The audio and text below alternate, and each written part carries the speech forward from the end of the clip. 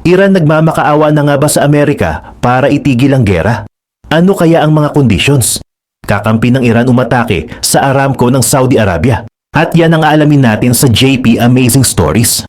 Bago tayo magumpisa, baka pwede pa like ng video na ito. Malaking bagay na to sa aming mga content creators. Maraming salamat po. Nitong ika-9 ng Agosto, habang patuloy ang tensyon sa pagitan ng Iran at United States, isa na namang seryosong insidente ang nai-report sa Saudi Arabia. Maagang nagkaroon ng sunog sa isang pasilidad na konektado sa Saudi Aramco Refinery sa Jazan, isang coastal city sa southwestern Saudi Arabia at malapit sa border ng Yemen. Ayon sa Saudi Ministry of Energy, mabilis na naapula ang apoy at wala namang naiulat na nasaktan. Pero hindi agad sinabi ng Saudi government kung ano talaga ang dahilan ng sunog. Makalipas ang ilang oras, lumabas ang pahayag mula sa Houthis ng Yemen. Ayon kay Yahya Saree, military spokesperson ng Houthis, isang drone umano ng kanilang grupo ang ginamit para targetin ang Aramco Refinery sa Jazan. Sinabi ni Saree na precise o eksakto umano ang kanilang naging strike. Pero mahalagang linawin na habang kinumpirma ng Saudi Arabia na nagkaroon ng sunog sa refinery facility, hindi nito kinumpirma na Houthi drone nga ang naging sanhi nito. Ayon naman sa Houthis, ginawa nila ang pag-atake bilang tugon umano sa pagpasok ng Saudi drones sa Yemeni airspace, partikular sa Saada at Haja provinces. Hindi ito ang unang pagkakataon na nagkaroon ng problema sa Jazan. Noong mga nakaraang linggo, ilang beses nang sinabi ng Houthis na tinatarget nila ang Saudi oil infrastructure, kabilang ang mga pasilidad sa Jazan at Yanbu. Napakahalaga ng Jazan Refinery dahil kaya nitong mag-process ng humigit kumulang 400,000 barrels ng crude oil bawat araw. Kaya anumang pag-atake sa lugar ay may potensyal na magkaroon ng epekto hindi lamang sa Saudi Arabia kundi maging sa global energy market. At habang pinapatay pa lamang ang apoy sa Saudi Arabia, may isa pang mas malaking operasyon na nangyayari sa Yemen dahil hindi lang refinery ang sinasabing inatake ng Houthis. May missiles at drones din silang ipinadala patungo sa isang importanteng Red Sea port. Sa parehong araw, iniulat din ang isang malaking attack sa Mocha o Al-Maka, isang strategic port city sa western coast ng Yemen. Ang Mocha port ay kontrolado ng internationally recognized government ng Yemen na suportado ng Saudi Arabia. Ayon sa Houthi military spokesperson na si Yahya Saree, gumamit sila ng malaking bilang ng ballistic missiles at drones laban sa mga target sa port. Sinabi ng Houthis na Saudi military personnel at equipment ang kabilang sa kanilang mga target. Ayon naman sa Yemeni authorities na kalaban ng Houthis, 7 tao ang namatay sa attack. Iniulat din ng Yemen Ministry of Transport na nagkaroon ng malaking damage sa infrastructure ng port. Mahalaga ang Mocha dahil isa ito sa mga pangunahing Red Sea ports na ginagamit ng internationally recognized Yemeni government. Na-renovate ang port nitong mga nakaraang taon upang mas maraming commercial ships ang makagamit nito. Lalo na ang mga gustong umiwas sa Houthi-controlled ports gaya ng Hodeidah. Dahil dito, hindi lamang military issue ang pag-atake. Posible rin itong magkaroon ng epekto sa commercial shipping sa Red Sea. Matagal ng problema ang Red Sea dahil dito dumadaan ang malaking bahagi ng international shipping papunta at palabas ng Suez Canal at mas lumubha pa ang sitwasyon nang magdeklara ang Houthis. Noong nakaraang buwan nang tinatawag nilang naval blockade laban sa Saudi Arabia sa Red Sea, inaakusahan ng Houthis ang Saudi Arabia ng paglalagay umano ng siege o blockade laban sa kanila. Mariing itinatanggi ito ng Riyadh. Ang bagong mga pag-atake ay nagdudulot din ng pangamba na muling lumala ang civil war sa Yemen. Noong 2022, nagkaroon ng truce na nagpahinto sa karamihan ng malalaking labanan. Pero ngayon, habang tumitindi ang regional conflict, unti-unti ring tumataas muli ang tensyon. At ang malaking problema, hindi na lamang Yemen at Saudi Arabia ang sangkot. Dahil sa likod ng tensyon ay naroon ang mas malaking laban sa pagitan ng Iran at United States.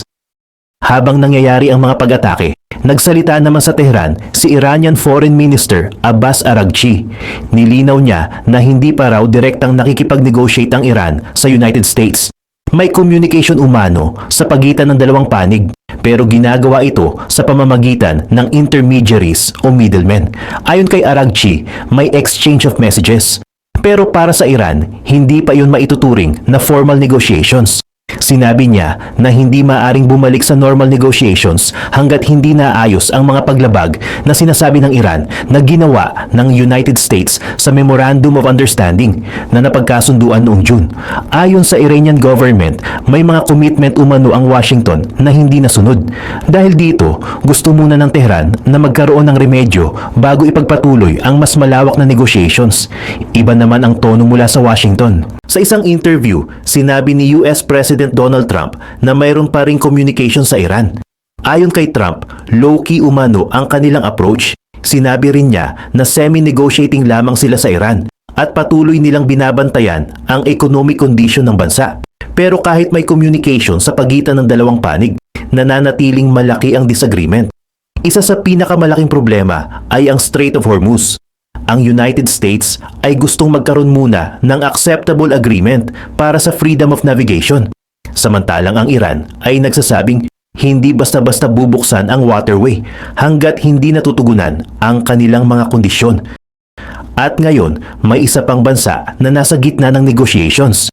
Ito ay ang Oman dahil malapit na umano ang Iran at Oman sa isang temporary arrangement para sa pagdaan ng mga barko. Ayon kay Abbas Araghchi, nasa final stages na ang negotiations sa pagitan ng Iran at Oman tungkol sa tinatawag nilang new maritime routes sa Strait of Hormuz. Pero nagbigay siya ng isang mahalagang clarification. Ang pagkakaroon ng bagong shipping route ay hindi nangangahulugan na fully reopened na ang Strait of Hormuz. Magkaiba umano ang dalawang bagay. Ayon sa mga taong familiar sa negotiations, pinag-aaralan ang temporary system kung saan ang mga barkong papasok sa strait ay gagamit ng route na mas malapit sa Iranian side, samantalang ang mga barkong palabas naman ay dadaan sa route na mas malapit sa Oman. Sa temporary period, wala umanong toll o fees na sisingilin sa mga barko. Ang goal ay magkaroon ng mas ligtas at organisadong passage habang nagpapatuloy ang mas malawak na negotiations. Mahalaga ang Strait of Hormuz dahil isa ito sa pinakamahalagang energy choke points sa buong mundo. Malaking bahagi ng global oil at natural gas shipments ang dumadaan dito. Kapag nabawasan o nahinto ang traffic sa Strait of Hormuz, mabilis itong nararamdaman sa oil market. Ayon sa CNBC report, bumaba ng humigit kumulang 33% ang ship traffic sa strait noong Friday kumpara sa nakaraang araw. Kasabay nito, tumaas din ang oil prices. Pero kahit may progress sa pagitan ng Iran at Oman, sinabi ng Tehran na hindi sapat ang simpleng maritime route agreement.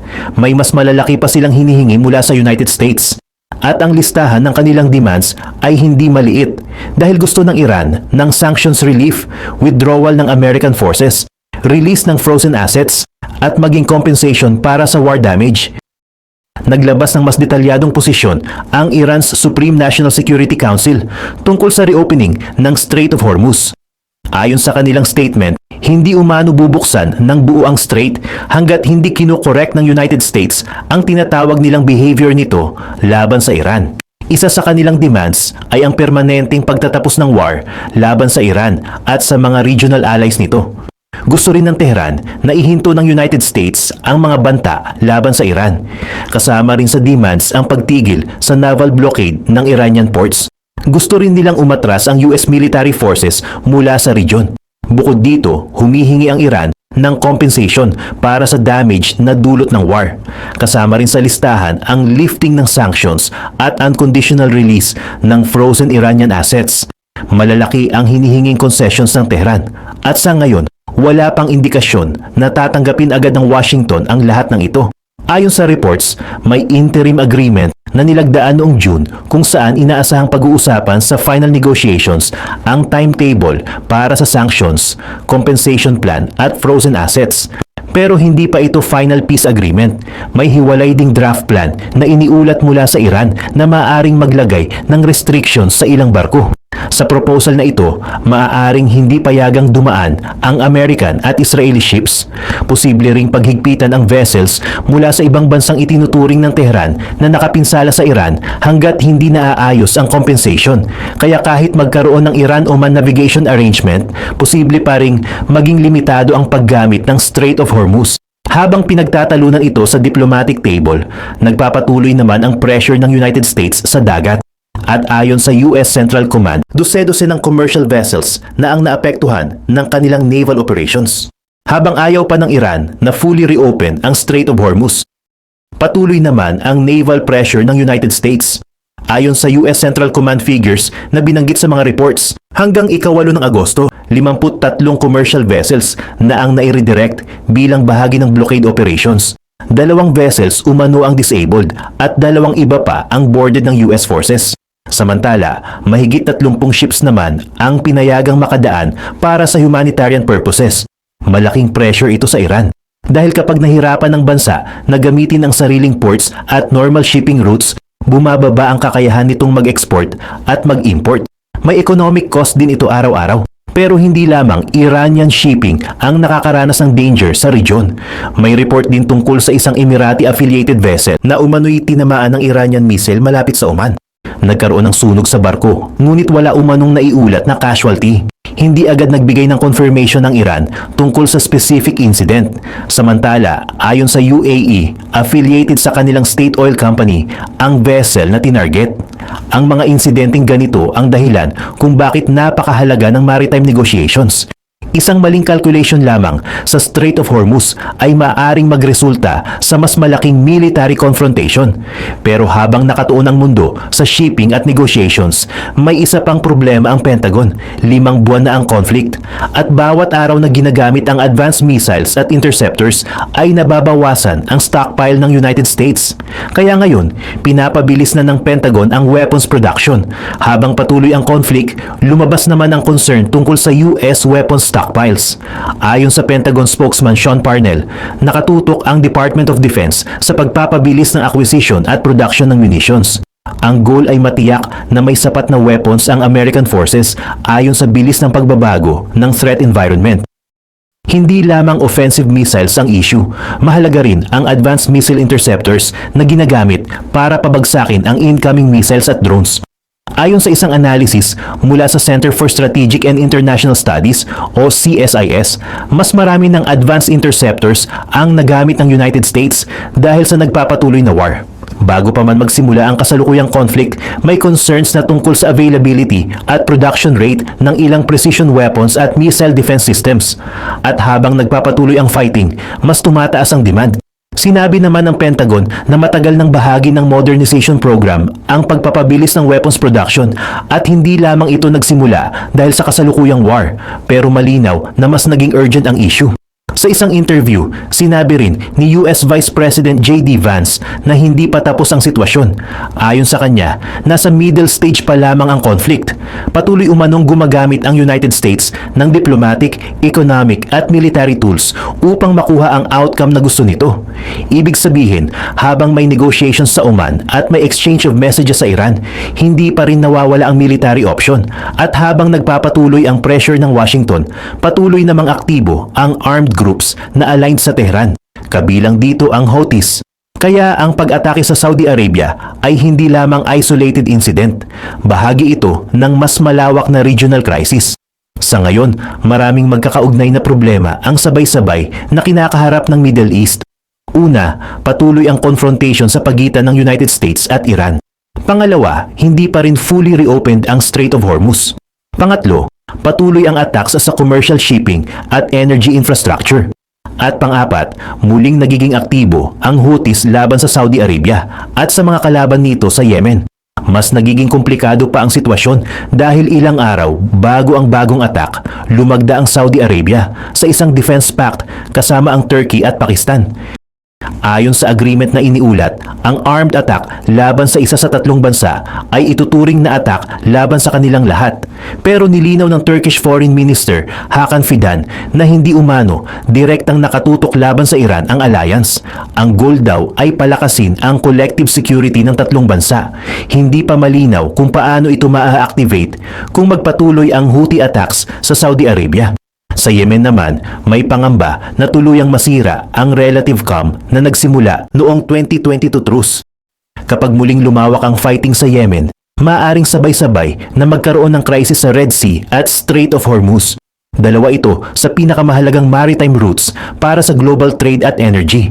Sa ngayon, mayroon pa ring diplomatic channel. Patuloy ang Oman bilang mediator. Nagpapalitan pa rin ng messages ang United States at Iran at pinag-uusapan pa rin ang temporary navigation arrangement sa Strait of Hormuz. Pero hindi ibig sabihin nito na malapit na agad ang permanenteng kapayapaan. Malaki pa rin ang pagitan ng demands ng Iran at ng posisyon ng United States. Habang hinihingi ng Tehran ang sanctions relief, war compensation, release ng frozen assets, pagtatapos ng blockade at withdrawal ng US forces, patuloy naman ang Washington sa economic at military pressure. At habang nag-uusap ang dalawang panig, patuloy ang missiles, drones at attacks mula sa kanilang mga regional allies at opponents. Kaya ang sunog sa isang refinery sa Jazan ay maaaring maliit lamang kung ikukumpara sa buong conflict.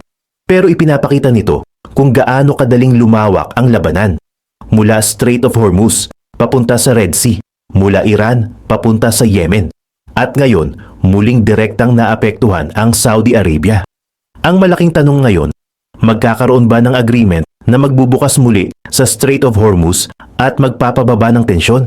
O magiging simula ang mga bagong Houthi attacks ng panibagong mas malaking front ng digmaan sa Middle East?